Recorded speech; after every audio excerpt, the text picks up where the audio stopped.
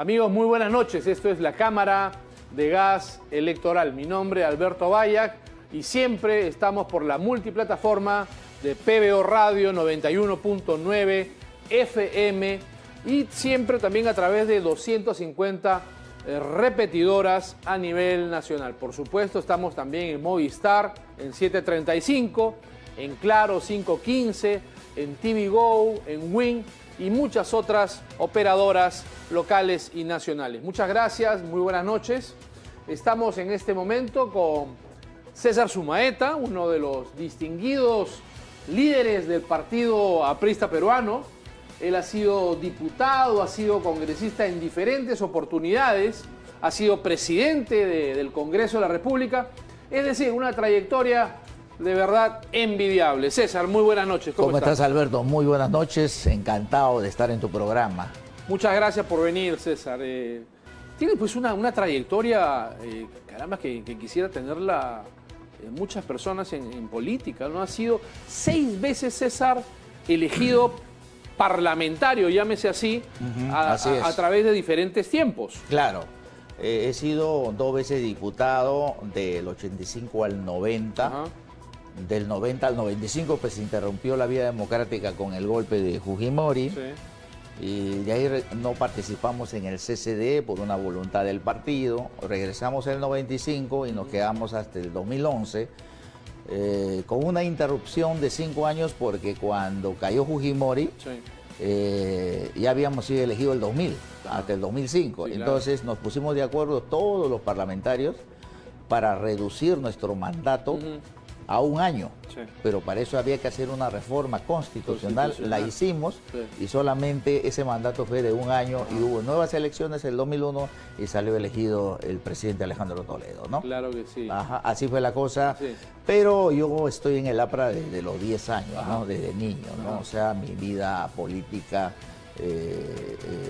no solo en la representación política per se, sino también he sido dirigente casi en todas las instancias de la APRA. He sido de la CHAP, de la JAP, del CUA. Mira. He sido 2 veces presidente de la Comisión Política, 2 veces presidente de la Célula Parlamentaria Aprista, he sido subsecretario general.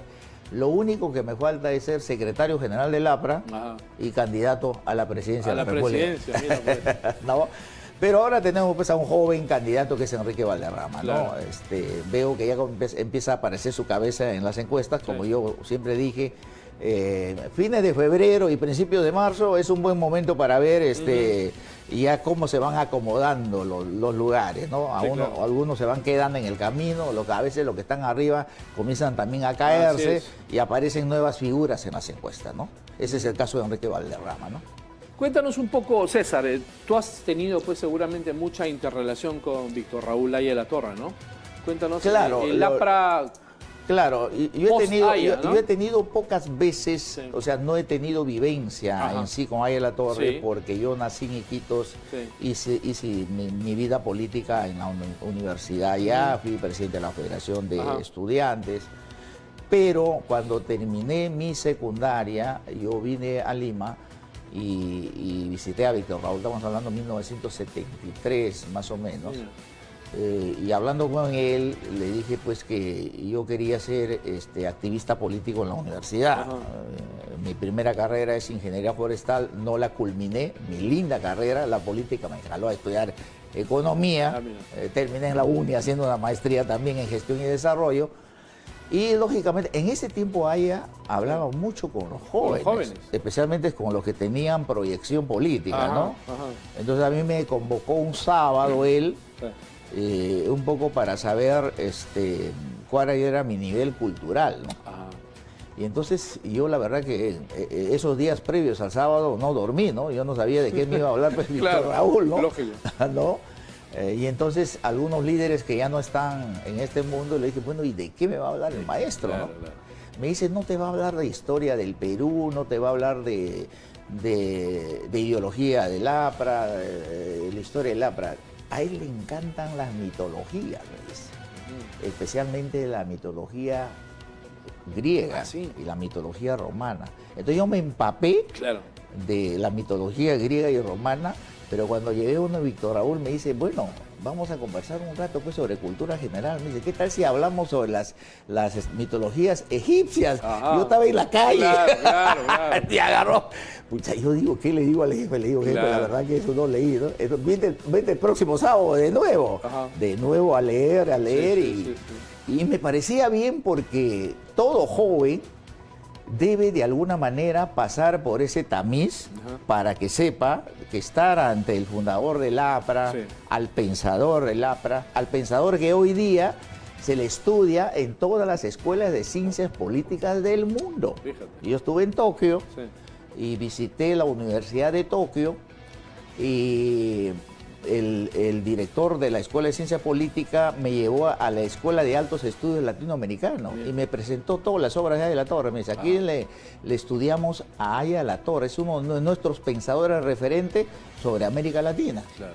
Y de ahí una vez estando en Alemania, llegué a Friburgo, que es una universidad que está muy vinculado al arte y a la música, es una universidad también antiquísima. Entonces ahí no solamente a Aya La Torre lo estudian, sino también Aya La Torre ha escrito sobre arte y sobre música, sobre Beethoven, ¿no? Que esa parte no la conocemos mucho, de Víctor Raúl, ¿no? Entonces por eso es que digo que Aya, más allá de las fronteras del APRA, es un gran peruano que ha sido elegido el peruano del siglo XX, y es un peruano universal, porque es un gran pensador universal, y hoy día su pensamiento no es solo está vigente porque lo decimos los apristas, sino está vigente porque lo estudian en el mundo, y es un referente intelectual como pensador de los problemas de América Latina y cuáles son su solución. Y acertó pues hace 100 años, si América Latina no se une, no va a tener un lugar en el concierto del poder del mundo, ¿no? Así es. La idea es que en algún momento América Latina se una y tenga una sola moneda como el dólar y el euro, y esté sentado en la mesa de negociación del mundo, ¿no? ¿No? Debe ser una pata de la mesa del poder mundial. Eso lo vio Aya La Torre y eso está vigente y hasta el día de hoy. Pero ¿qué pasa? Somos 22 países, cada uno que ve por su lado, ¿no? Y estamos divididos y por eso no somos una potencia. Sudamérica más todos los países caribeños y centroamericanos y México, deberíamos ser una sola potencia y de verdad tendríamos gran vigencia. Tendríamos al gran mercado americano, tendríamos al gran mercado europeo, al gran mercado asiático y un megamercado, que sería América Latina desde México, pasando por los países centroamericanos y todo Sudamérica. Estamos en como 600 millones de habitantes y que tenemos pues no solamente riquezas naturales, tenemos muchas cosas ya que hemos aportado al mundo, ¿no? Algunos premios Nobel, no solamente en literatura como Mario Vargas Llosa, sino también algunos premios Nobel en otras materias, ¿no? O sea, tenemos todas las posibilidades, tenemos todos los balances y tenemos toda la competencia como para ser un pueblo continente, como decía Aya La Torre en sus escritos, y tener un poder en el mundo y también ser un punto de equilibrio del mundo en medio de tanta violencia, de tanta guerra, de tanta pelea, de tantos odios, ¿no? Entonces aquí por ejemplo no hay guerras como el Medio Oriente, que vive en guerras hace 2000 años y bueno, empiezan guerras también entre Rusia y sus vecinos. Yo creo que en América Latina nunca más debe haber guerra, nunca, ¿no? Porque las guerras destruyen a los pueblos, destruyen la juventud, destruyen el futuro, ¿no? Ese es el caso de Aya La Torre, ¿no? La América morena. La América morena. Como le decía el cachorro Seoane. Exactamente. Uno de los grandes oradores de la historia, ¿no? Bueno, Seoane tiene un discurso que se ha convertido en un libro que habla sobre los 6 vectores de la revolución mundial, y es un discurso está en el Senado de 6 horas, ¿no? O sea, tú normalmente te cansas cuando escuchas a un orador o te vas a una conferencia, en 20 minutos ya estás cansado, ¿no? Pero escuchar a Seoane en ese tiempo era una delicia, era una exquisitez verle, era el homenaje a la belleza de la palabra, a la belleza de la cultura. El libro se llama Las 6 dimensiones de la revolución mundial. Así es, claro. Ese está reflejado en un discurso que él da en el Senado, tremendo, ¿no? Tremendo discurso. Y ese discurso también tiene una gran actualidad. Y el cachorro es el creador del Día de la Fraternidad. porque en 1946 Aya La Torre, estando asilado en la embajada de Colombia, sí, es la que él da ese famoso discurso en el Estadio Nacional. Sí. Y Aya La Torre estaba a cuadras en la embajada de México. ¿De Colombia? Y no, acá en el Perú, y recoge el recado del corazón del pueblo. Sí. Y dice, sin congresos ni congresos y sin consulta, sí, hoy día se instituye el Día de la Fraternidad porque era el cumpleaños de Víctor Raúl. Y Aya La Torre estaba escuchando en una radio el discurso de Manolo Seoane. Sí. Y desde ahí es que celebramos el cumpleaños de Víctor Raúl todos los 22 de febrero. Ajá. Y ya la hemos expandido. Febrero es el mes de la fraternidad, pero ya no solo con los apristas, sino con todo el país. Entonces, ese también ya tiene su cumpleaños. 80 años ha cumplido el Día de la Fraternidad. Celebrando el cumpleaños de Víctor Raúl Aya La Torre, hemos celebrado los 131 años de Víctor Raúl el 22 de febrero. Fíjate, ¿no? Por la proclama del Cachorro Seoane. No, por la proclama del Cachorro Seoane. Es una pieza oratoria también bellísima, ¿no? Yo una vez leí, miles de pañuelos blancos, ¿no? Seguramente. Una vez leí el libro Izquierda Aprista, que era la compilación de los discursos de Manuel Seoane Corrales. Uno en Chile, si no me equivoco, en un teatro, en donde él se enfrenta a una horda de comunistas. Así es. Y mira, ha sido impresionante lo que pudimos apreciar y leer, que Seoane salió entre vítores y aplausos. Claro, cargado. Era impresionante claro, cómo con su capacidad de oratoria y retórica, ganó el debate. Ganó todos los debates posibles y, ¿sabes qué? Encandiló a esa masa radical comunista impresionantemente. ¿No? Lo que pasa es que Manolo fue exiliado en Chile y en Argentina, como varios líderes del APRA, ¿no? Por ejemplo, Alberto Valencia, que es mi suegro, fue campeón nacional de poesía en Chile, ¿no? Porque el APRA también tenía sus poetas. Manolo Seoane escribía, él es el creador de la revista Ercilla en Chile.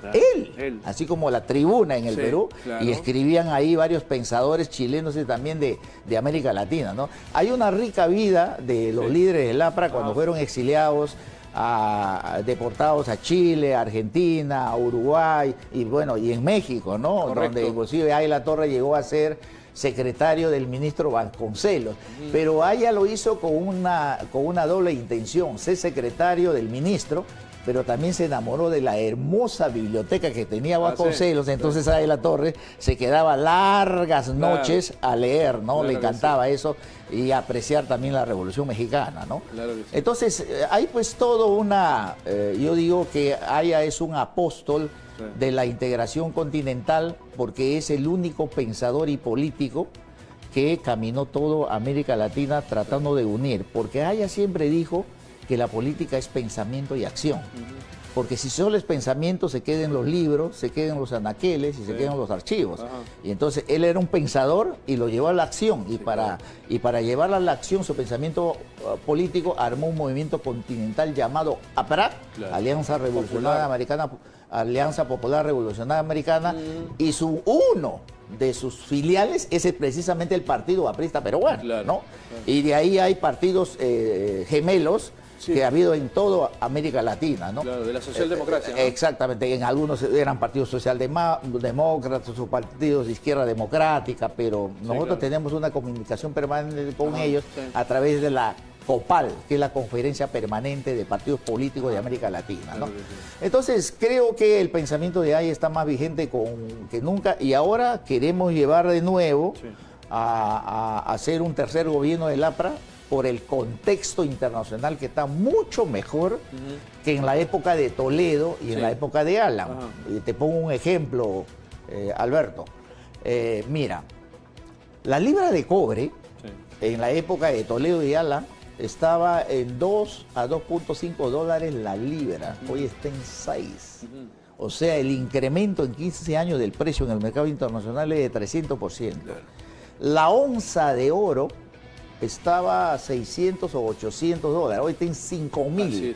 O sea, estamos hablando de 700% más. Es la locura, ¿no? Claro. Los precios de los minerales. La plata igual. Entonces, si el contexto internacional de los mercados está mucho mejor que del 2001 al 2011, entonces hoy día el país debía estar creciendo 8, 9, 10%. Debería. Porque está comprobado, esto lo dicen los documentos del Banco Mundial, del Fondo Monetario, la Unión Europea, la CEPAL y los economistas más reconocidos, que en países como el Perú, para bajar la pobreza, mínimo la economía debe crecer de 5 por arriba. Pero creciendo 1, 2 o 3 como está creciendo, ves que cada año la pobreza crece 300.000 pobres más, 300.000 pobres más. Y de lo que nosotros le hemos dejado en 4 millones de pobres el 2011, hoy ya estamos llegando a 11. Y sobre hay 7 millones de pobres más. Y sobre todo los commodities que están tan altos en el mercado internacional. Y entonces, en economía se llama el superciclo de los precios. ¿Qué abona además en favor de esto? No solamente la revolución comercial entre Estados Unidos, que tú no sabes cuándo va a acabar, sino la revolución tecnológica entre ambas potencias.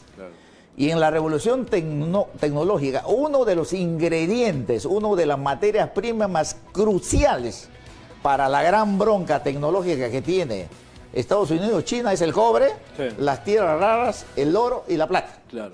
Esto puede durar 20, 30 años, ¿me entiendes? Ya te imaginas qué nivel de renta le podemos sacar al mundo vendiendo no solamente nuestros minerales, sino nuestros productos agroexportadores, sacarle riqueza al mundo para traerlo al Perú, tener más recursos para resolver el tema de la pobreza y generar empleo masivo. Yo el otro día estaba en un centro comercial y le decía a un amigo, ¿cuánto está creciendo la economía el día de hoy en el Perú? Y yo sabía, ¿no? 3.5 terminó. ¿Cómo ves el centro comercial? Me dice. Bueno, le digo, me dice, lo veo más o menos, un poco de gente. Sí, está lleno, me dice. ¿Y qué te parecería si venimos cuando la economía crece 8%? Seguro aquí no alcanza ni una aguja, porque como hubiera más chamba, más empleo, todo el mundo tiene plata y todo el mundo consume. Entonces nosotros queremos llevar al país de nuevo a esos niveles de crecimiento. Pero para eso, Alberto, la condición obligatoria, la condición sine qua non es que hay que recuperar la estabilidad política del país.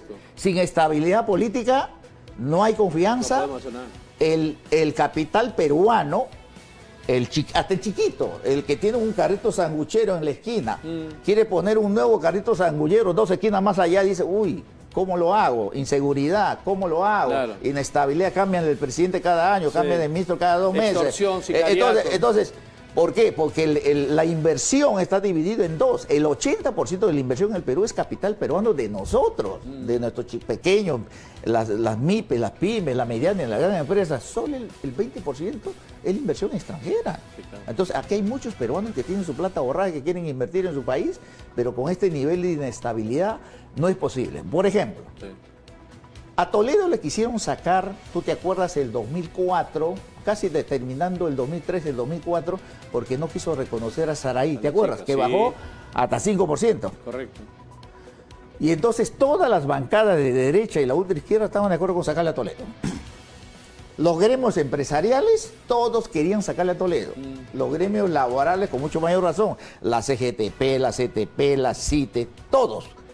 El CONFIET, la Sociedad Nacional de Industria, COMEX, ADEX, la Sociedad Nacional de Minería y Petróleo. Entonces nos fueron a buscar a Alan y a nosotros los 28 parlamentarios de Lapra para poner nuestros 28 de votos para sacarlo a Toledo. Entonces nosotros escuchamos a los gremios empresariales y laborales y de ahí nos comenzamos a analizar con Alan García. Entonces Alan dice, bueno, ponemos nuestros votos, le sacamos al Cholo Toledo, hay elecciones, posiblemente yo puedo ganar. Pero yo no sé con qué nivel de cantidad de parlamentarios. Pero la confianza del país y la estabilidad se recuperaba en 10 años. O sea, había 10 años perdidos. Entonces, ¿qué hicimos? No podemos dañar el futuro del país. Responsablemente dijimos no vamos a poner nuestros 28 votos para sacarle a Toledo. ¿Y qué hicimos? Respaldamos y le hemos sostenido a Toledo hasta el día que termine su periodo del 28 de julio del 2006. Porque necesitaba estabilidad política y jurídica porque el país ya estaba empezando a crecer. Y viene Alan, con los 5 años le damos también al presidente estabilidad política y jurídica y Alan ya pues y con su liderazgo levanta el país, comienzan a firmarse los TLC, hemos dejado con más de 20 tratados de libre comercio el Perú, y ese es el boom agroexportador que hoy vemos y vendemos a todos los mercados, ¿no? El país creció con Alan 8%. La pobreza bajó 20 puntos, increíble. Generamos más de 3.5 millones de puestos de trabajo, y se pudo hacer 152.000 obras en 5 años. Claro que sí. Entonces queremos que se vuelva a hacer eso porque ya lo hicimos, pero para eso necesitamos estabilidad política, porque mira cómo estamos en 10 años. A Humala también le hemos dado estabilidad, sí, claro. Porque hubo un momento donde la bancada de Ollanta se quebró. Sí, claro. Entonces yo decía, es una locura. Y todo el mundo decía, porque como supuestamente le había traicionado a Antauro y a su papá, y le habían declarado traidor tanto el papá como Antauro, su hermano, y había pues cierto movimiento como para sacarlo a Ollanta. Sí. Pero el APRA no estuvo de acuerdo, tampoco, a pesar que Ollanta ha sido un enemigo a muerte, el APRA, ¿no? Correcto. O sea, pensamos en la estabilidad del país, sí. Porque con estabilidad se puede hacer cosas, ¿no? Pero en los últimos 10 años, mira lo que ha pasado con la inestabilidad política. 8 presidentes, sí. 40, creo que 40 gabinetes ministeriales, ministros del Interior hay como 50. Sí. ¿Qué política antiseguridad puedes hacer? No Yo te pongo un ejemplo. Nosotros dos nos reunimos. Sí. Tú eres el ministro de Estado, yo soy tu viceministro. Y tú me dices, vamos a armar primero el plan contra la seguridad ciudadana. Vamos a traer a los más capos de Israel, a los más capos de Italia que han luchado contra la mafia Camorra. Claro. O los japoneses contra la mafia Yakuza. O algo fresco. Vamos a traer también gente de Bukele. Armamos un equipo técnico de polendas. Sí. Armamos un plan de corto, mediano y largo plazo. Sí. Porque es una mentira decir, como algunos candidatos, no, yo en 100 días ya lo arreglo todo. No, mentira. Claro. Este es de largo plazo, ¿no? Ya tienes el plan en 2 años, pero en el momento que estás listo a implementar tu plan bien hecho, ya te están sacando del ministro del Interior. Ya te están sacando del ministro de Justicia. Cierto. No se puede gobernar así. No. El gobierno necesita un oxígeno, pero hay que ponerle condiciones no económicas. Entonces nosotros estamos planteando un pacto por la estabilidad jurídica, la estabilidad política, la estabilidad social, económica y un pacto por la seguridad.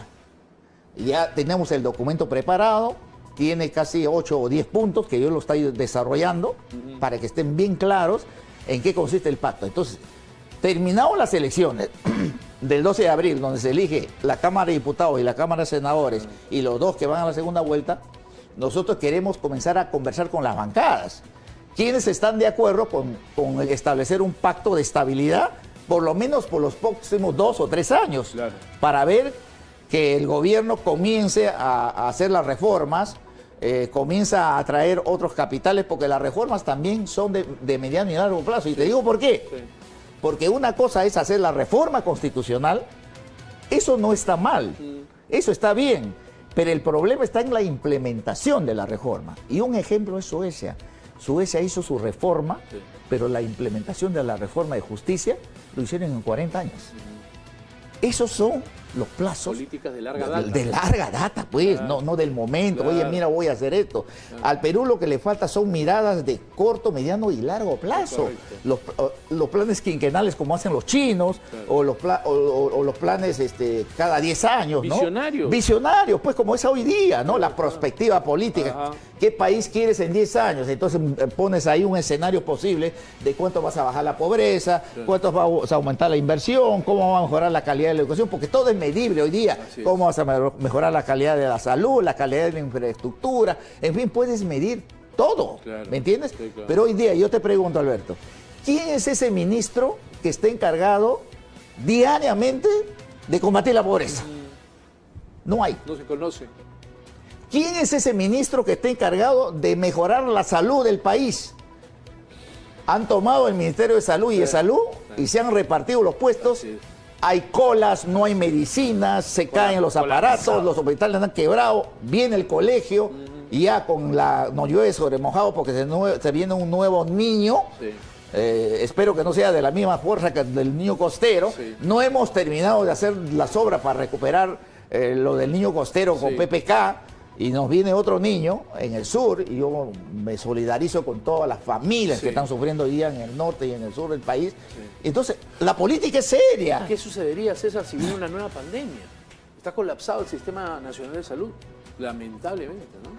Vizcarra, cuando nos agarró la pandemia, tenía en su poder, ¿sabes cuánto? 200.000 millones de dólares. Sí. Tenía 100.000 millones de ahorro y 100.000 de presupuesto. Mira en qué hemos quedado. Sí. No supo gestionar la pandemia. Pues. Por cada millón de seres humanos, batió el récord mundial. Por eso es que tuvimos 250.000 muertos por estar negociando las pruebas rápidas, negociando las vacunas. Sí. ¿No? Y vacunarse entonces, anónimamente. Claro, y resumiendo, la política no es un juego de niños, la política es seria. En la política no se hace negocio. Vamos a poner en evidencia a todas aquellas bancadas que quieren un pacto de estabilidad política, jurídica, económica y social. Sí. Y con esas bancadas vamos a hacer mayoría.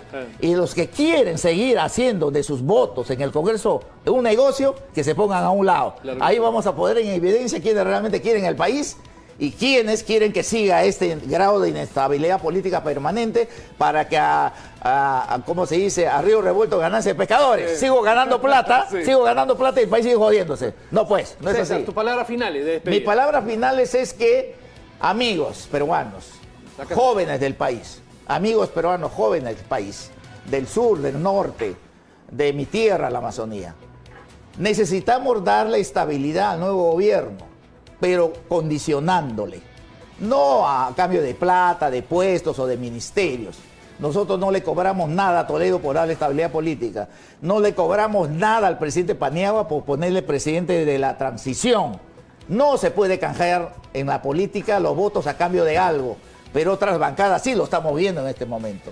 Entonces yo les pido que voten por los políticos serios y por los partidos serios. Para eso vuelve el APRA.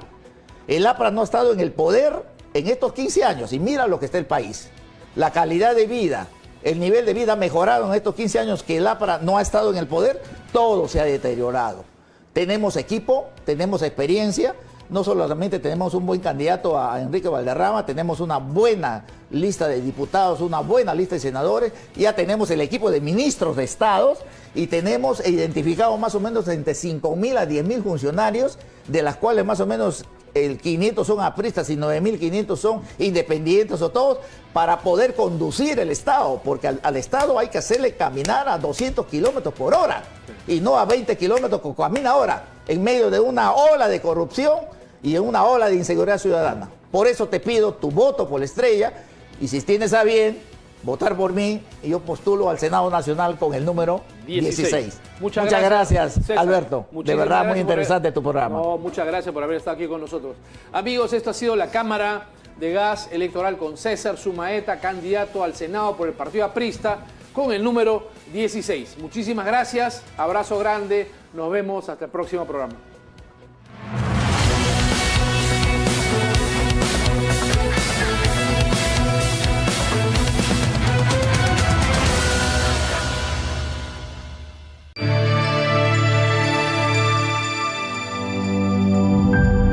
Está viendo PBO. En Redondos queremos saber cuál es el plato más rico que recuerdas. Quizás no se ve así, y sí más parecido al clásico de tu abuelita, que aunque no se veía tan perfectito, su sabor sí que lo era. Y es que Redondo sabe, y sabe muy bien que para los peruanos primero es el sabor, luego que se vea bonito, porque la vida real no es perfecta, pero definitivamente así sabe mejor. Redondos, comamos bien, vivamos mejor.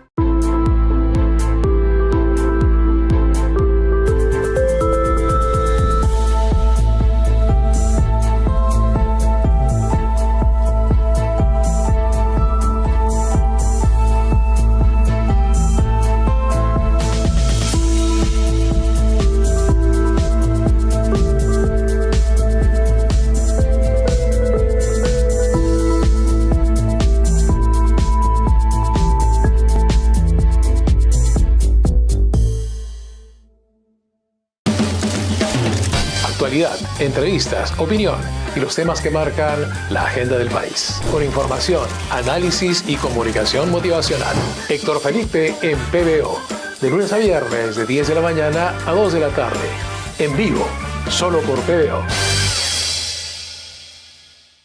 Los temas que marcan al país se analizan de frente y desde la realidad. Soy Fernando Calve Solar y te invito a un espacio de coyuntura política y entrevistas, donde las decisiones del poder se pondrán bajo la lupa. Todos los martes, miércoles y jueves, de 8:30 a 10 de la noche. Solo por PBO. Hay países que se visitan y hay países que se sienten. El Perú no se mira. El Perú se contempla. Aquí conviven tres mundos, mar, cordillera y selva. Una tierra donde la historia no está en los museos, está viva. Hace siglos esta civilización entendió algo esencial, que la tierra no solo se habita, sino que también se honra. Cada año, millones de turistas llegan al país buscando belleza, misterio, conexión y la encuentran, porque el Perú no ofrece postales, ofrece experiencias que marcan para siempre. Y es que el turismo que genera empleo es el turismo que necesitamos, el que dinamiza regiones, el que conecta al Perú con el mundo, porque el Perú, repetimos, no es solo lo que se ve, también es lo que se sostiene. Somos un país privilegiado en recursos minerales, cobre, oro, plata, litio, materiales que mueven el mundo moderno. Y cuando se hace bien, la minería significa desarrollo, infraestructura, oportunidades. No es pasado, es futuro. Un país inteligente no elige entre belleza y riqueza, sino que las integra, las ordena, las pone al servicio de su gente. Turismo y minería, ambas señalando a un mismo norte. Perú, destino turístico mundial y potencia estratégica de recursos. Nuestro país tiene una historia que inspira, una riqueza que construye y un futuro que empieza hoy.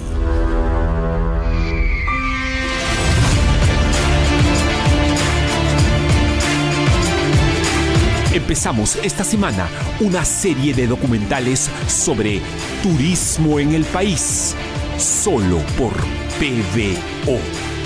Gracias a Paltarum.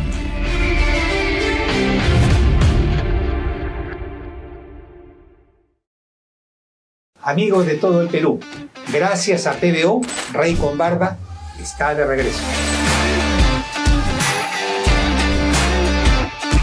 Los lunes y viernes de 8:30 a 10 de la noche, para analizar los hechos, para transmitirles nuestra opinión, para explicar nuestras razones y para decirles lo que otros no les dicen.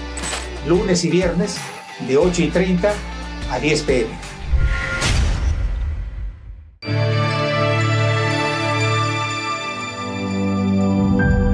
Está viendo PBO.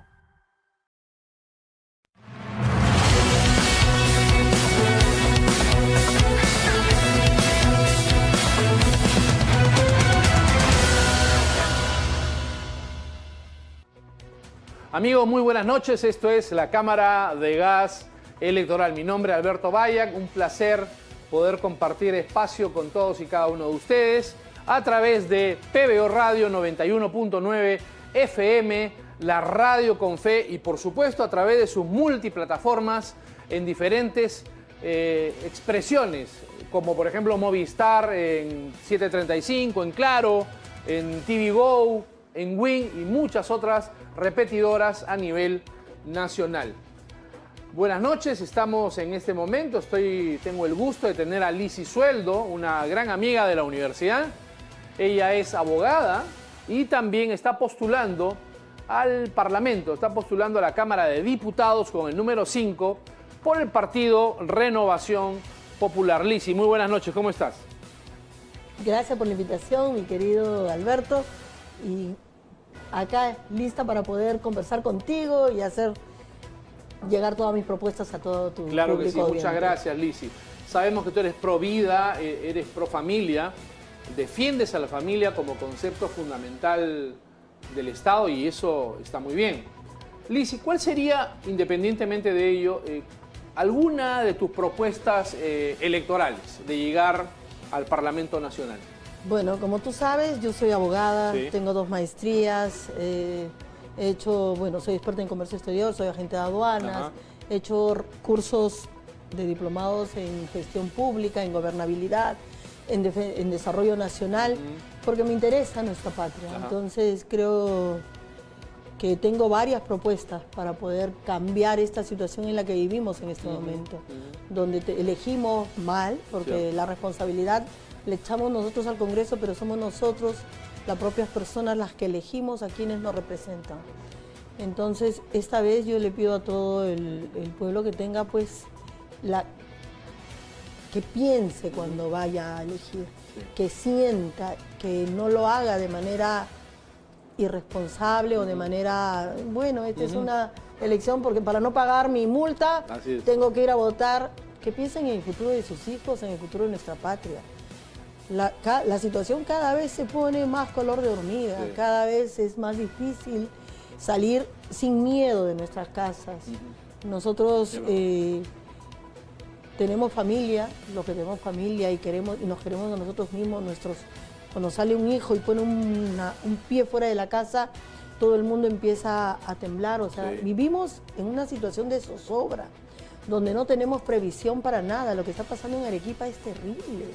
O sea, ¿cómo es que el Estado ha estado advertido de lo que podía haber, de lo que se venía, del niño? Todos los años, o cada 3, 4 años que se repite este fenómeno, nadie ha previsto nada. O sea, y ahora son familias que han perdido sus casas y seres queridos. Son agricultores que han perdido pues sus cultivos, sus tierras. Entonces, ¿cómo podemos estar ante esta situación año tras año tras año sin hacer nada y eligiendo a los peores? Tenemos un presidente que, bueno, no nos representa, ha salido electo el congresista con 6.000 votos y es de izquierda. O sea, ahí no digan que la izquierda no gobierna, la izquierda gobierna y ha cogobernado con todo el mundo durante todos estos últimos años por unas cuotas de poder. O sea, el Congreso se ha vuelto como una especie de torta en la que cada uno tiene un pedazo, ¿ya? En el que cada uno tiene su espacio. Y ahora es peor todavía en educación, en salud. Vemos una corrupción increíble, como nunca antes vista. Cada escritorio tiene un precio. Si tú eres, yo el otro día estaba en Villa El Salvador, en un evento político, y se presentó un señor que dijo haber sido director de un hospital de la zona sur, que le habían pedido $20.000 para que lo mantengan en el cargo. No por sus méritos, sino porque ese escritorio ya tenía un costo, ya tenía $20.000. ¿Quiere seguir siendo director de hospital? Entonces paga $20.000. ¿Cómo es posible? A esos niveles hemos llegado. Y yo, si soy un ciudadano de pie y tengo una emergencia o quiero atenderme, si quiero atenderme, 4 o 5 meses después me dan una cita. Una cita que dura ¿cuánto? ¿5 minutos? 7 minutos, y que me mandan y me derivan a otro médico, que saco otra cita, otros 5 o 4 meses para que me vuelvan a atender. Igual le pasa, y las medicinas. Bueno, si bien tienen una especie de farmacia de productos genéricos, no abastece. Sí. Y el hospital no tiene las medicinas que necesitan.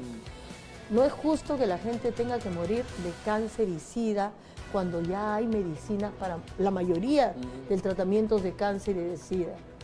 O sea, por lo menos, eso, en realidad, eso es como un genocidio en salud. ¿Ya? Es matar a tu gente sabiendo que puedes salvarle la vida.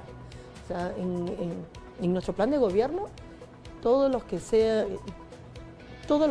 cáncer y SIDA va a ser cubierto totalmente, gratuito por el Estado. Porque eso sí es un genocidio en salud. El permitir que una persona muera pudiendo salvarla, pudiendo sanarla, es igual que matarla directamente. Claro. O sea, y encima haciendo sufrir a toda la familia y desangrando toda su economía, lo poco o mucho que tenga. O sea, eso no está bien. Sí.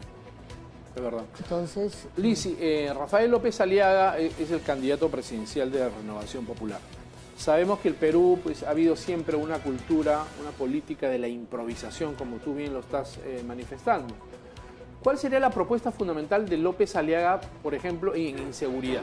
¿No? Sabemos que esto ya no es inseguridad ciudadana, esto ya es terrorismo urbano.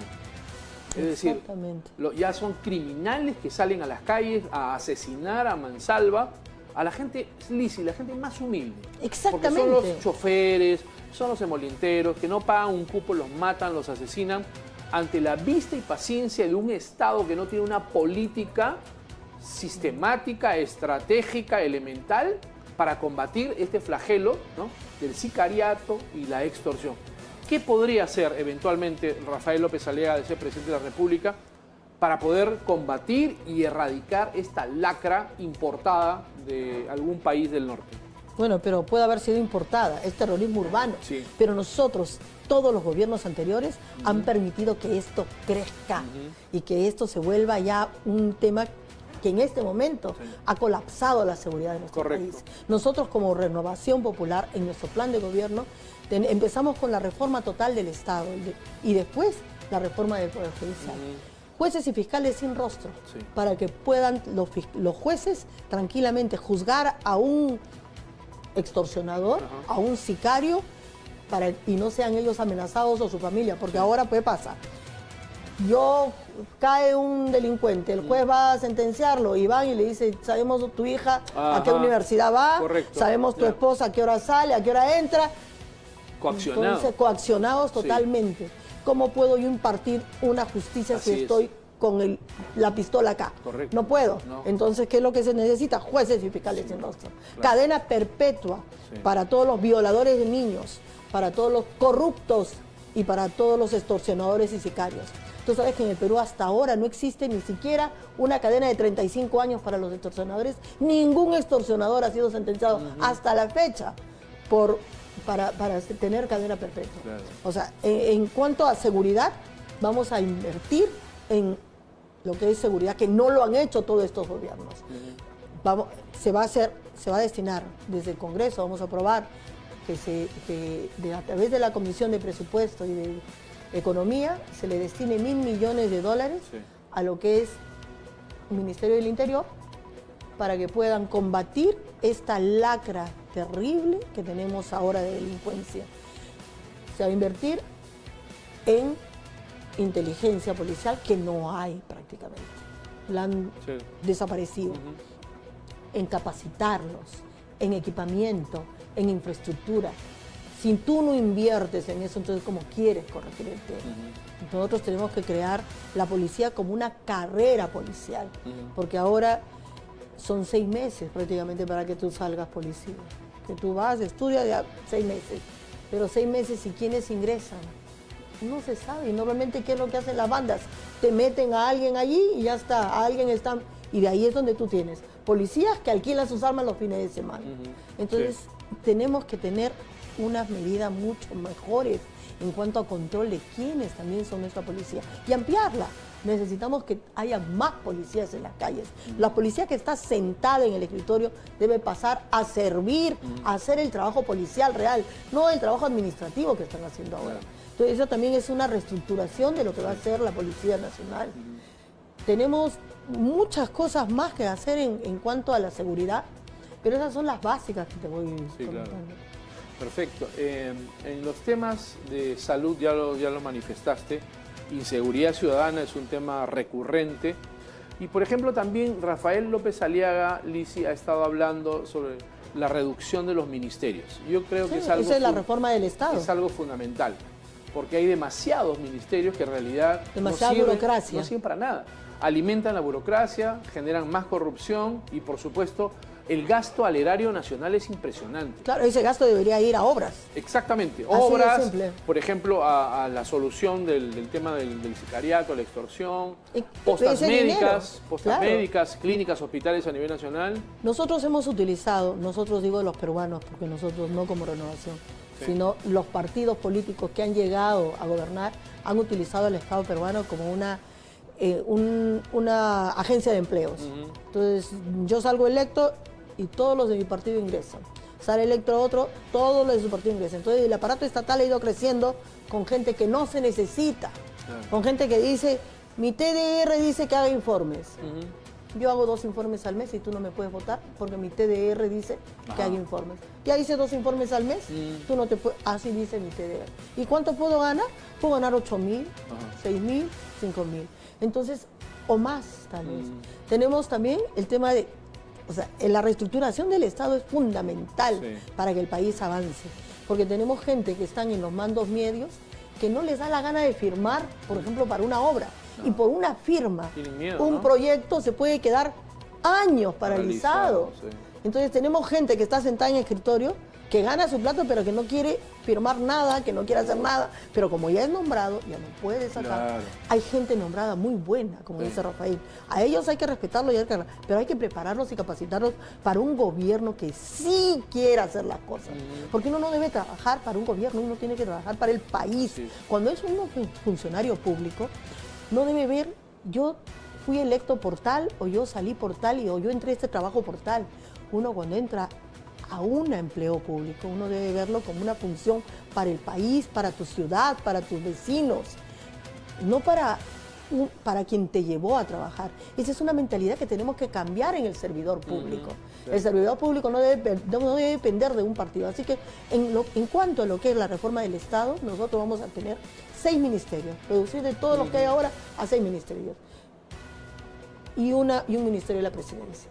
¿No? Entonces, ahí tenemos, por ejemplo, Relaciones Exteriores, va con Incetur, porque lo que tenemos que incentivar es que todo... No, y que los fuera del turismo, los embajadores tienen que hacer un real trabajo de traer al Perú inversión. ¿Ya? Y de llevar fuera todo lo que tenemos para vender. O sea, no es un trabajo como hemos estado acostumbrados, nuestro gobierno, nuestros embajadores, que son muy buenos, formados dentro de la carrera diplomática, pero las leyes y la normativa nuestra no es pues que ellos vayan a incentivar nuestra política de producción de comercio, o sea, de lo que producimos nosotros. Entonces, esa es la mentalidad que tenemos que cambiar en nuestros embajadores. Y se les va a, como ha dicho Rafael, productividad. Igual que en el Poder Judicial, productividad. Porque jueces también que se quedan, procesos que se quedan ahí 40 años, 20 años. ¿Cómo vas a...? Eso no es solución. Eso es malograrle la vida a quien llegue al Poder Judicial. Por eso hay un dicho acá, tú y yo somos abogados, ¿no? Que dice, no hay peor juicio, mejor es un mal... ¿Cómo es? Mejor es un mal arreglo que un buen juicio. ¿Por qué? Porque tú dices, Dios mío, voy a tener que perder, pero ¿cuántos años? Si no, ¿cuánto me va a costar el abogado? ¿Cuánto tiempo perdido? Todo el tema emocional que está involucrado en un proceso. Así es. Entonces, todo lo que es infraestructura pasa a otro ministerio, transporte, vivienda. O sea, se va a crear supraministerios. Claro, y reducir todo el aparato estatal. Me parece bien. Porque definitivamente, si quieres tú hacer que de verdad funcione el Estado, no tiene que pasar un papel pues por 50 personas. Correcto. No necesita pasar por 50 personas. El Estado tiene que ser pequeño, funcional, eficaz, eficiente. Un Estado que sea controlado, un Estado que sea dirigido, un Estado que sea fácilmente fiscalizable, Liz. Transparente. Así es. Así de simple. Fiscalizable para evitar corrupción. Cuando tú lo tienes todo transparentado, que eso es lo que no pasa en el Perú, ¿ya? Eso no pasa en el Perú y nadie quiere que pase, porque si tú lo tienes todo transparentado, entonces ya no puedes robar, ya no puedes hacer nada, ya no puedes hacer tu jugada bajo la mesa. Cierto. Entonces, lo que necesitamos es un Estado que te dé la transparencia necesaria, la rigidez en cuanto a a que tengas los principios y la ética. Nosotros nos movemos dentro de una línea. Y la línea es sin corrupción. Punto. Claro. Ahora, la reforma del Poder Judicial, ¿no? El Perú tiene un Poder Judicial, según las estadísticas internacionales, comparados a poderes judiciales africanos. Sí. En temas, Lisi, de corrupción. Corrupción sistemática, enquistada en el Poder Judicial. Sabemos que es uno de los más podridos, uno de los más corruptos en América Latina y por no decirte del mundo. ¿Qué va a hacer Rafael López Aliaga, por ejemplo, para iniciar el gran cambio, la gran reforma administrativa, jurídica del Poder Judicial? Mira, la reforma del Poder Judicial tiene que empezar porque tienen que tener, quienes sean jueces tienen que tener los méritos, tienen que estar permanentemente evaluados. Y eso, por eso es que nosotros dentro de Renovación decimos que vamos a utilizar el método que ha utilizado el BCR. Se lleva a los mejores de las universidades para que trabajen en el BCR. Eso es lo que tenemos que hacer. ¿Cuánto abogado joven, bueno, egresa de todas las universidades? Y no tienen espacio. Claro. ¿Ya? Y tenemos copado todo el Poder Judicial de gente, no digo todos, pero una gran cantidad de gente muy corrupta. Sí. Y que no avanza. Y que para que avance para que de un escrito a otro se agilice, tú sabes que por ahí siempre hay algo. Sí, siempre hay. Entonces, ese es un tema. Los expedientes que se aguantan. Claro, ¿no? Aguántalo. Y ¿no? Tienes que ir, ya, para que lo suban, para que pases este escrito, ya, pues, provee mi escrito. Como que obligas o sugieres a la persona para darle una... No, está diciendo, y allí todos se hacen a los santos, ¿no? Todos, no. Sí, soy correcto, pero ya todo el mundo sabe también cómo se maneja el Poder Judicial. Es parte del sistema, ¿verdad? Es un sistema corrupto, es un sistema que ha colapsado, es un sistema que no... Yo no digo que todos, por favor, hay grandes excepciones, porque siempre hay una excepción a la regla, pero no, en el caso del Poder Judicial no solo hay una excepción, hay muchas, ¿ya? Pero es un sistema que ya colapsó, es un sistema que no funciona. Entonces nosotros estamos apostando por lo que es el arbitraje, por ejemplo. Darle un incentivo al arbitraje, que crezca más en el país. O sea, para todos los problemas de comercio, cuando tengo un problema económico con alguien, ya no me tengo que ir al Poder Judicial. Si es de menos de 10 UITs, eso se tiene que ir a un árbitro que está pagado por el Estado. O sea, para aliviar un poco la carga procesal. Exactamente. Le alivia la carga procesal al Estado, al Poder Judicial, pero todo lo que son menores de 10 UITs se van a un arbitraje y los árbitros entran por concurso y son permanentemente evaluados y ellos son los que resuelven. Mayores de 10 UITs también se van al arbitraje, pero ellos sí ya son los privados los que cubren al árbitro. Pero ya no entra a tallar el Poder Judicial en los temas económicos, que es donde normalmente existe todo una cantidad de componendas que es mejor dejarlas salir, ¿no? Lisi, una propuesta electoral fundamental, no del plan de gobierno de Rafael, sino tuya, para, digamos, diputados, donde tú estás postulando. Mira, yo lo que a mí más me interesa en este momento es el bienestar de la familia. Entonces, casi, cuando tú hablas de una propuesta, son muchas propuestas, pero si tuviera que centrarme en algo, uno de los que más me importan son los jóvenes. La cantidad de jóvenes que salen todos los días, cumplen 18 años y son ninis, ni trabajan ni estudian, pero porque nosotros como Estado no les damos las oportunidades. Si tú egresas de la universidad y dices, quieres hacer práctica, como ahora la práctica por ley es pagada, yo empresa no quiero, pues, ¿para qué quiero un practicante al que le voy a pagar? Que está bien, eso está muy bien, o sea, el que se pague la práctica. Pero a la empresa tú tienes que darle un incentivo para que lo contrate, porque la empresa dice, ¿yo para qué voy a contratar a uno que no sabe nada si puedo contratar por lo mismo a alguien que ya sabe? Entonces, no quiero practicantes. En el sector público, primero, casi nadie tiene presupuesto para practicantes, casi ninguna institución. Algunas abren algunas espacios porque dicen, bueno, hay que ayudar, pero unos cuantos, eso es por concurso, pero también son muy pocos los que pueden acceder a este concurso y a esto. Entonces no hay, le creas la práctica remunerada, pero le dices, ¿sabes qué? La práctica remunerada es una... pero no te doy el espacio donde vas a hacerlo. Claro. Entonces lo que tenemos que dar es incentivo a las empresas, por ejemplo, ok, tú recibes a los practicantes, que ahora te tienes que pagar, está bien, eso es por ley, es trabajo, el trabajo siempre debe ser remunerado, pero yo como Estado te voy a dar un incentivo que puede ser tributario, un incentivo en buenas prácticas, un incentivo de alguna manera para que tú digas, sí quiero tener practicantes. Porque el chico, si no tiene prácticas, va a un trabajo y lo primero que le dice, ¿experiencia laboral? No tengo. No necesitamos a alguien sin experiencia. Entonces, él lo tiene frustrado. Ya es profesional, o sea, se rajó estudiando los 5 o 6 años. Haciendo gastar a sus padres para que después te digas no tengo dónde trabajar. Entonces para mí es fundamental. Jóvenes, tú, mamá o papá, 2, 3 hijos, ¿ya? Y ganas con las justas para sobrevivir y podrías, entre abuelos, padres, todo, dar carrera a uno de ellos. Y al otro lo frustraste, porque ya no tiene para darle estudios al otro hijo. Entonces nosotros vamos a incrementar beca 18 y crédito 18. Crédito 18, o sea, los chicos sí tienen que tener la opción como hay muchos países, como lo tiene Chile, o sea, sin ir muy lejos. Crédito 18, tú estudia la carrera, yo como Estado te ayudo, te presto el dinero para que tú puedas estudiar.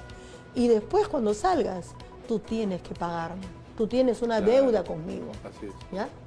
Y puedes pagarla en 20, 30 años, o sea, que no tienes problema de que el banco me apoya sin interés que te vaya pues a matar, ¿no?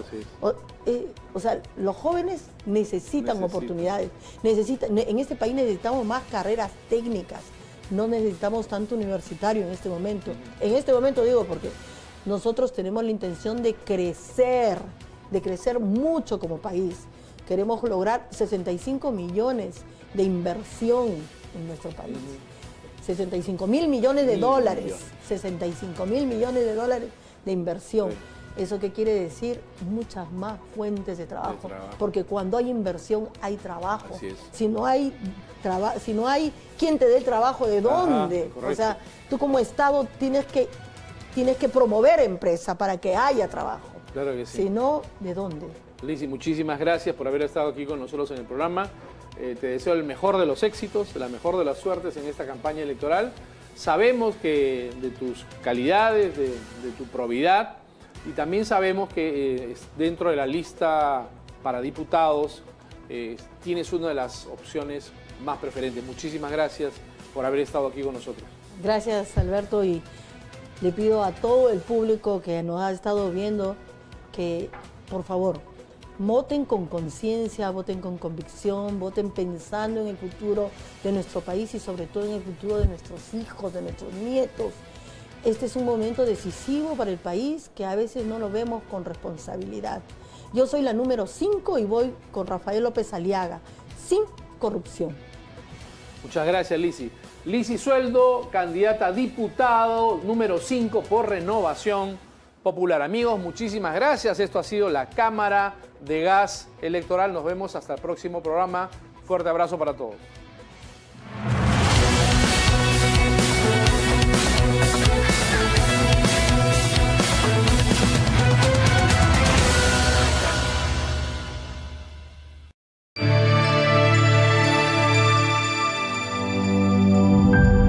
Está viendo PBO.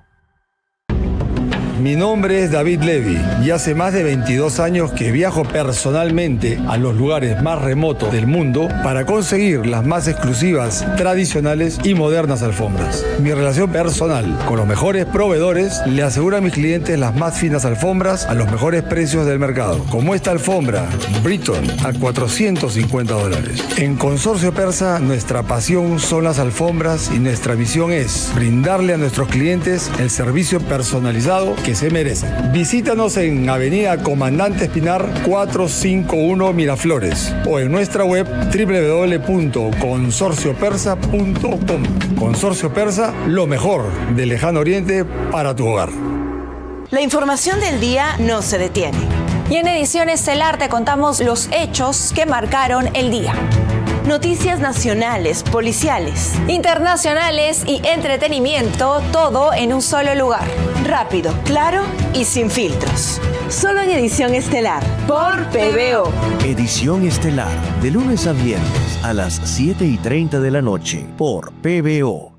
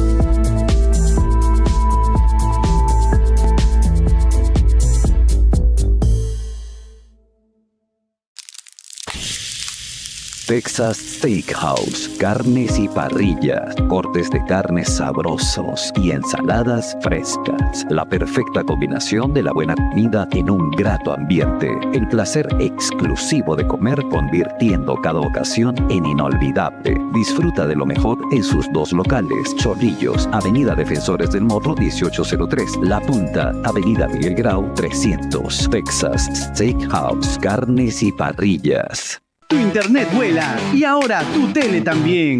Con el nuevo Duo Fibra Más tienes todo. 600 megas por un año, pagando solo $59.90 al mes por los primeros 6 meses. Ahora con nuevos canales. Disfruta de TNT, CNN y Cartoon Network. Lo mejor en noticias, películas y dibujos animados.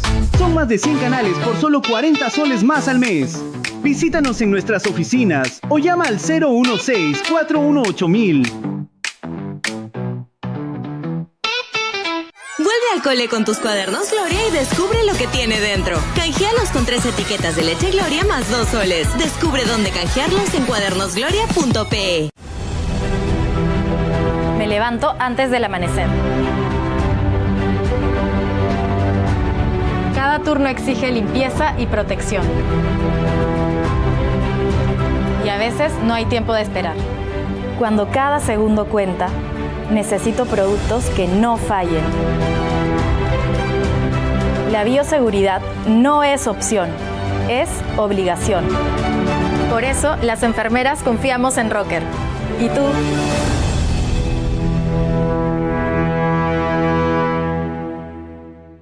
En Redondos queremos saber cuál es el plato más rico que recuerdas. Quizás no se ve así, y sí más parecido al clásico de tu abuelita, que aunque no se veía tan perfectito, su sabor sí que lo era. Y es que Redondo sabe, y sabe muy bien que para los peruanos primero es el sabor, luego que se vea bonito, porque la vida real no es perfecta, pero definitivamente así sabe mejor. Redondos, comamos bien, vivamos mejor.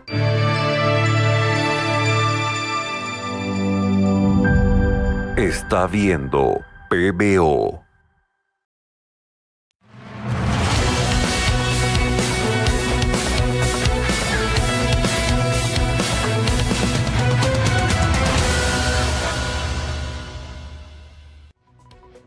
Amigos, muy buenas noches. Esto es la Cámara de Gas Electoral, siempre a través de PBO Radio 91.9 FM, la radio con fe, y a través de las multiplataformas de PBO a nivel nacional. Estamos en Movistar en 735, estamos en Claro en 515, en TV Go, en la plataforma Win, y a través de 250 repetidoras a nivel nacional. Muchas gracias por la sintonía.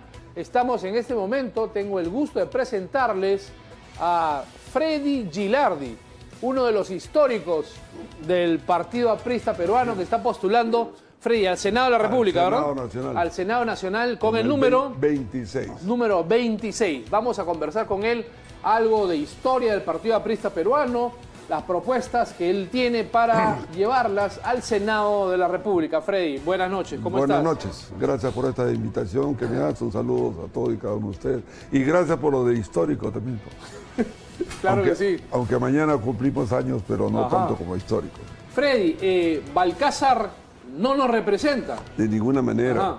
Y ya hemos hecho un pedido, y lo reitero, con todo respeto, señora Keiko Fujimori, señor Rafael López Aliaga, señores de Avanza País, ustedes son demócratas. No pueden permitir ese gabinete. De ninguna manera, un candidato como Acuña, con 8 ministerios, otro candidato como Luna, con 4 ministerios, la mitad del aparato logístico del Estado a disposición de 2 candidatos. Y además, ese señor que ustedes han elegido como presidente accidental, no nos representa. Entonces, ustedes tienen los votos suficientes para no darle el voto de confianza a ese gabinete y ponernos un presidente de la República que nos garantice solamente 2 cosas. Transparencia en el proceso electoral, o sea, que los candidatos no manejen el aparato del Estado para hacer campaña a sí mismos. Y segundo, que nos den algo de seguridad para llegar hasta el 28 de julio. Y eso no lo va a hacer ese señor Balcázar, que ha llegado por accidente ahí.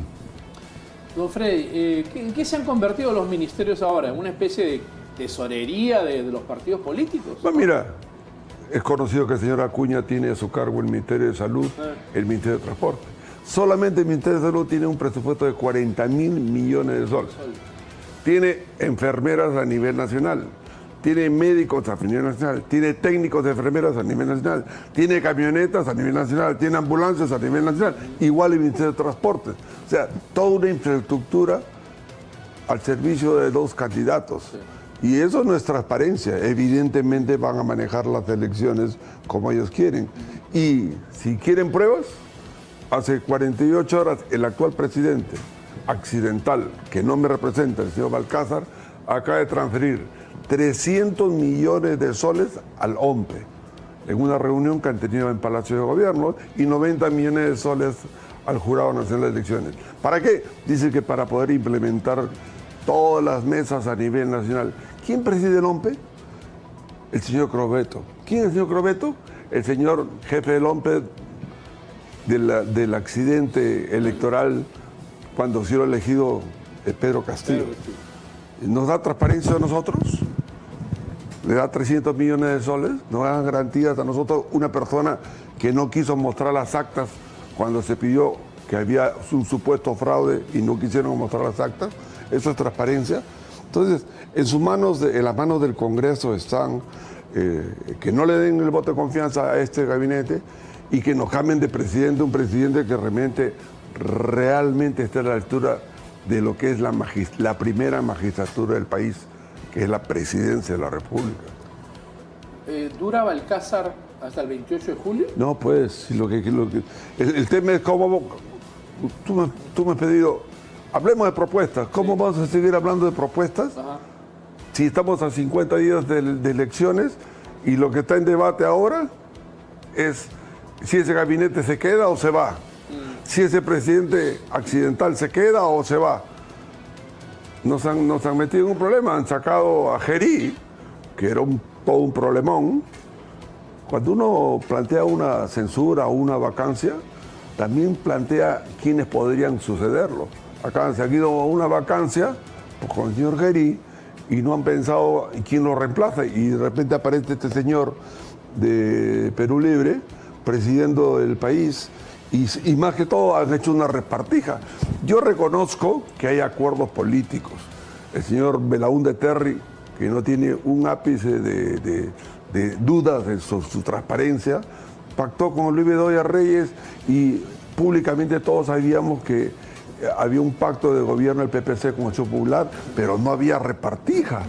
El Ministerio de Justicia estaba a cargo del señor Elías La Rosa, pero nadie hablaba de repartija. Yo mismo he conversado con el señor Alberto Fujimori en el año 90 con Luis Alberto Sánchez y Lucho Alba para darles los votos necesarios para que ellos presidan las cámaras legislativas de diputados y de senadores, pero nunca se habló de repartija.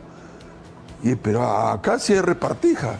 Y acá hay varias cosas que tiene que responder el señor Acuña, ¿no? Claro que sí. ¿Vuelve el APRA al Parlamento Nacional? De todas maneras. De todas maneras tenemos que regresar al Senado para recuperar la institución legislativa. Nosotros queremos recuperar, nos da vergüenza este Congreso de la República. Nunca hemos tenido un Congreso como este, nunca.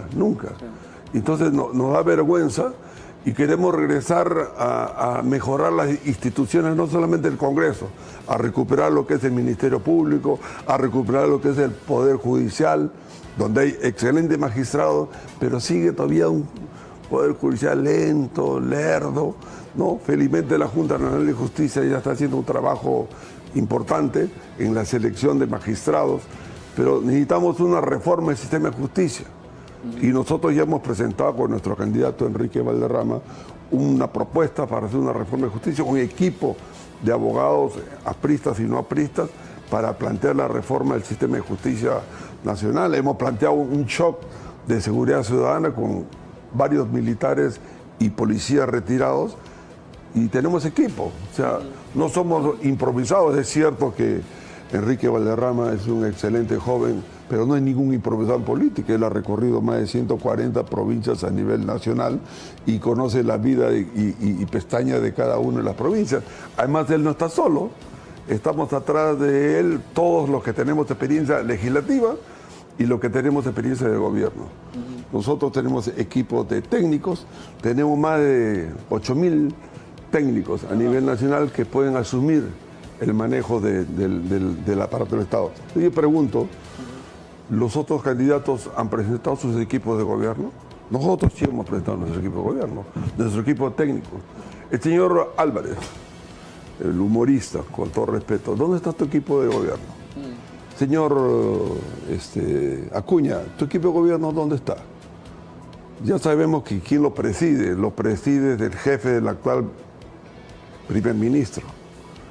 La ministra de Economía, que es de Proinversión, es la que también participa del plan de gobierno del grupo de Acuña.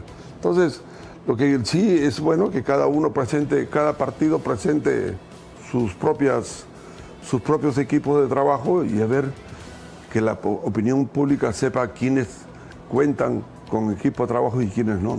Claro que sí. Una pregunta de rigor. ¿Por qué razón yo como ciudadano independiente tendría que votar por un candidato nuevo como Enrique Valderrama? ¿Por qué? Porque Enrique Valderrama, si bien es cierto, es nuevo como joven, no es un improvisado en política. Él viene cultivándose, formando, viene de una escuela de hace 15 años. Viene de escuela y además él no es Enrique Valderrama solo. Atrás de él hay un partido de 100 años, con sus altos y sus bajos. Y atrás de él hay un equipo con experiencia en la parte legislativa y atrás de él hay un equipo de técnicos capaces de haber conducido el país como lo condujo a través de Alan García hasta el 2011. Entonces, ninguno de los que están en el equipo somos improvisados, ni en política, ni en manejar el aparato del Estado. Que otro partido presenta lo mismo. Experiencia, capacidad legislativa, experiencia en el manejo de la cosa pública, etcétera. Por eso yo invito a todos los partidos políticos y a todos los candidatos que presenten no solamente su plan de gobierno, porque cualquiera se sienta en una computadora y escribe un montón. El tema es presente equipo de personas, equipo de gente, estructura. Don Freddy, 38 candidatos presidenciales para estas elecciones 2026. ¿Esto podría marcar el colapso del sistema organizacional de partidos políticos? ¿Cómo lo ven? Primero que hay 38 porque el señor Vizcarra bajó a 25.000 votos, 25.000 inscritos, militantes para tener un partido político. Entonces cualquiera junta 25.000 firmas y ya tiene su partido político. Y no solamente eso, cobra como 2 millones de soles de la franja electoral. Entonces ha convertido en un negocio. Te doy una pepa. De los 37 partidos políticos, porque todos se han juntado y han hecho alianza con Quiabra, son 37 candidatos, solamente 17 han cumplido con presentar sus listas parlamentarias a nivel nacional. 20 partidos políticos, de los que han recibido la franja electoral, 2 millones de soles, no han cumplido con presentar candidatos a nivel nacional. ¿Qué significa eso? La ley dice que para pasar la valla electoral, y es una alerta a tus televidentes, para pasar la valla electoral tienes que tener 3 senadores y 7 diputados. Esos 20 partidos políticos no van a pasar la valla electoral porque no tienen candidatos. Entonces nunca van a llegar a 3 senadores y 7 diputados. El señor Spa, por ejemplo. El señor Spa dice, te pide el voto, ¿no? Vota por mí, dice el señor Spa. Ese señor ha presentado solamente 8 listas parlamentarias en 8 regiones de diputados y 6 listas de candidatos a senadores regionales.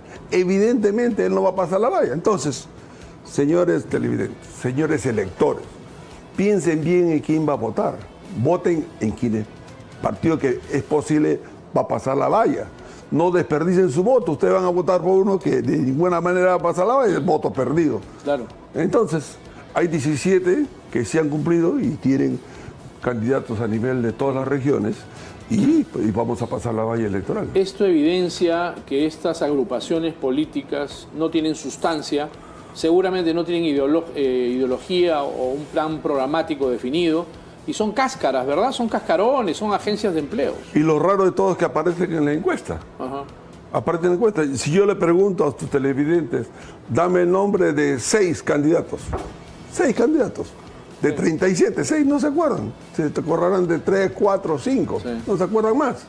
Entonces, de verdad, no se acuerdan más.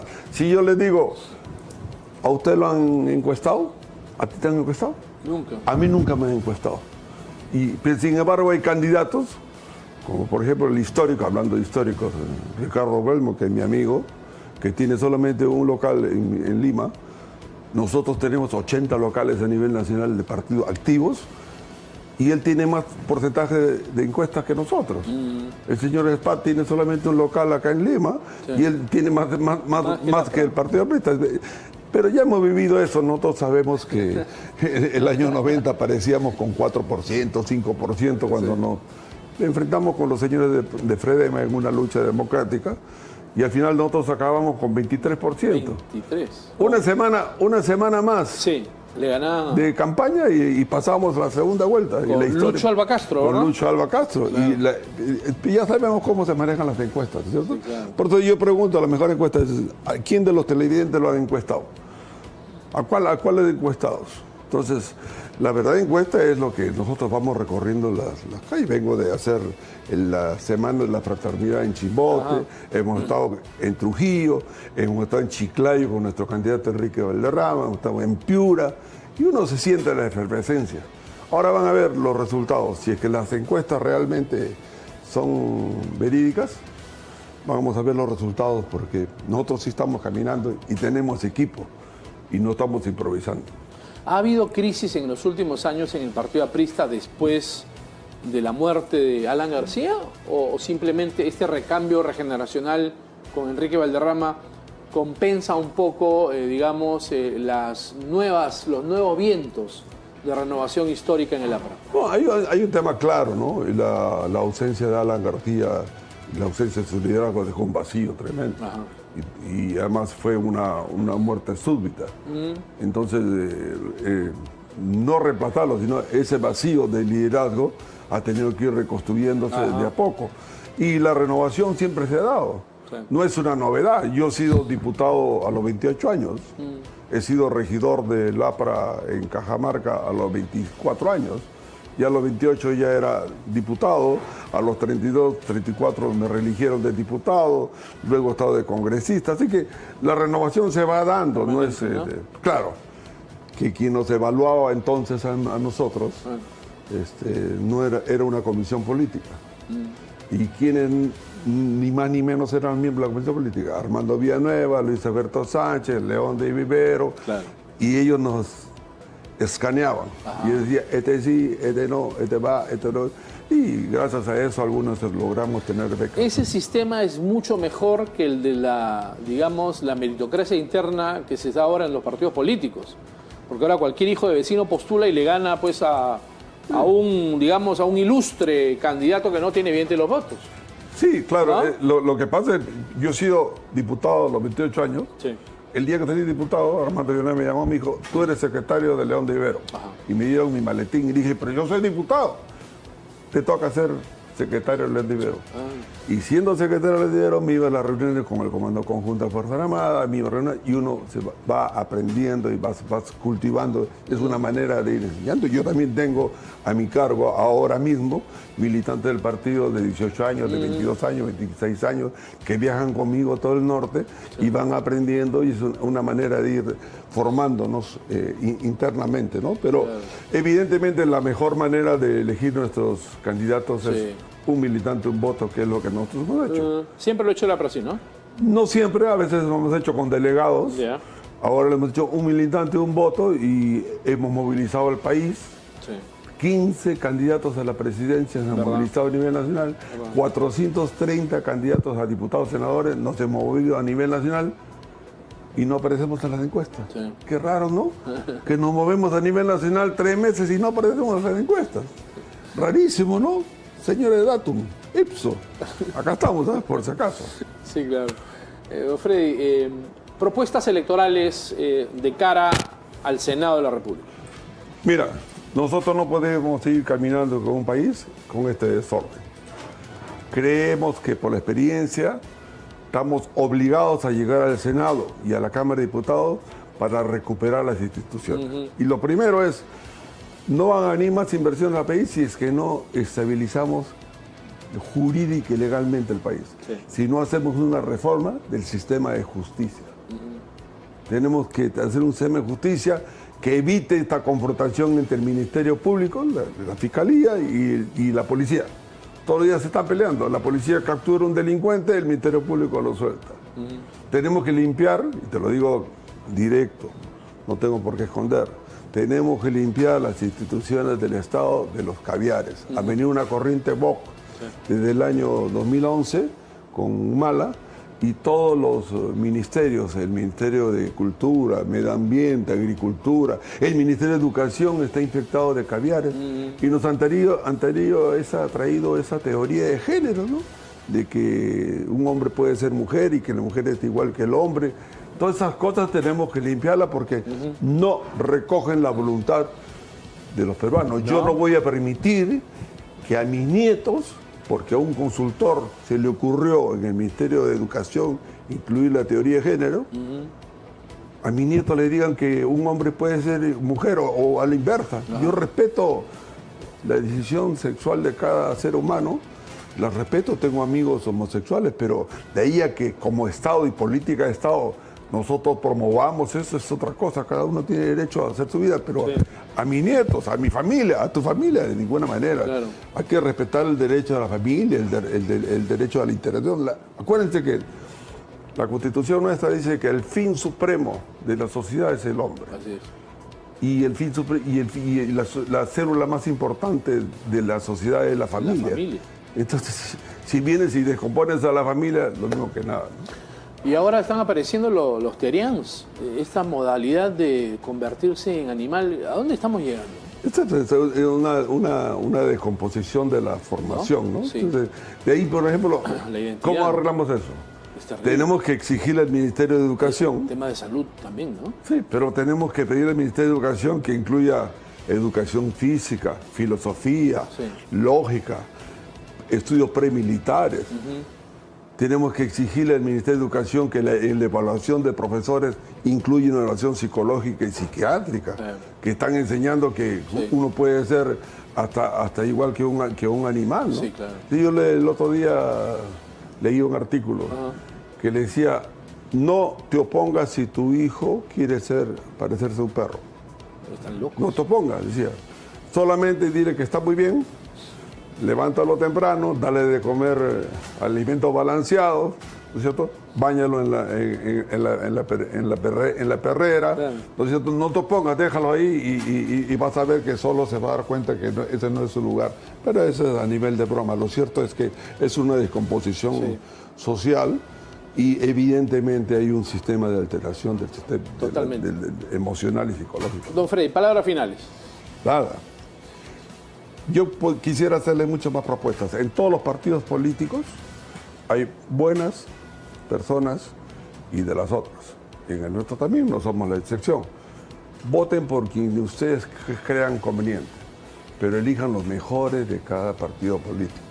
No improvisemos, no tengamos un parlamento que nos dé vergüenza, de verdad. Sintámonos orgullosos de ser peruanos y hagamos lo mejor por nuestro país. Yo soy Freddy Gilardi, candidato al Senado Nacional con el número 26 del Partido Aprista Peruano, el partido más antiguo del país. Espero que me apoyes. Gracias. Muchas gracias, don Freddy. Amigos, esto ha sido todo por hoy. Esto ha sido la Cámara de Gas Electoral. Hemos estado con Freddy Gilardi, candidato histórico del Partido Aprista Peruano al Senado de la República con el número 26. Muchísimas gracias. Fuerte abrazo. Nos vemos la próxima semana.